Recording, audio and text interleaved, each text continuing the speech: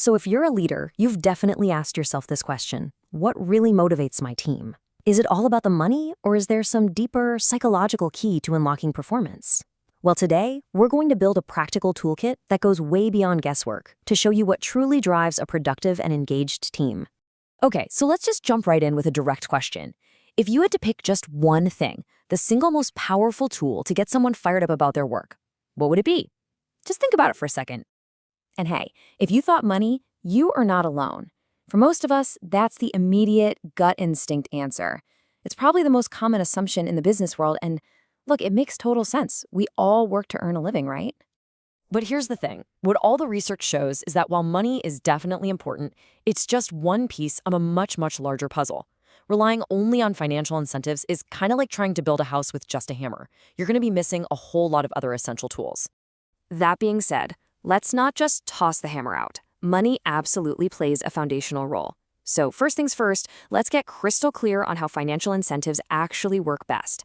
The key concept here is something called performance-related pay. Now, this isn't just about your salary.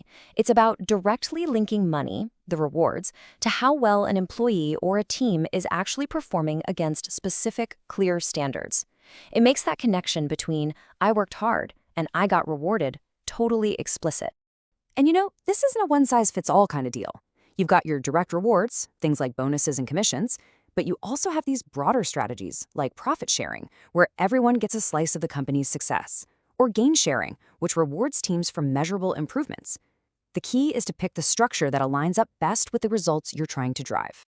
Okay, so we've laid that financial foundation, but to build a team that's truly motivated, we have to go beyond the paycheck. We need to tap into something deeper. That personal ambition, those emotional needs that really make us tick. One of the most powerful non-monetary motivators is career advancement. This means giving people a clear path forward, a real chance to take on more responsibility, to gain authority, and to get that promotion. It's all about showing them they have a future within the organization. But why is that so powerful?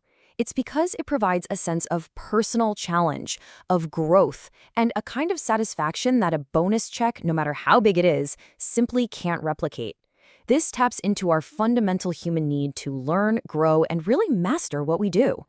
And that leads us straight to our next point: investment in training. When a company puts its resources into teaching employees new skills, it sends this incredibly powerful message. It's basically saying, "We believe in you, and we are invested in your future here." It is one of the most effective ways to build not just competence, but real, lasting loyalty.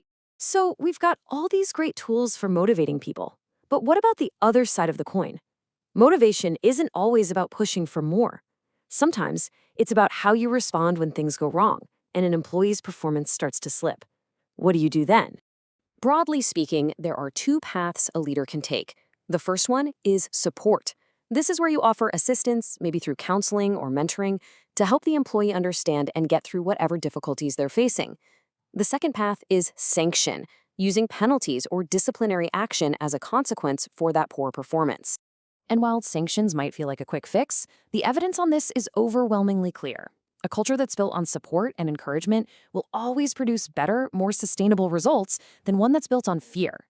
It's really the difference between coaching someone to succeed and just punishing them for failing.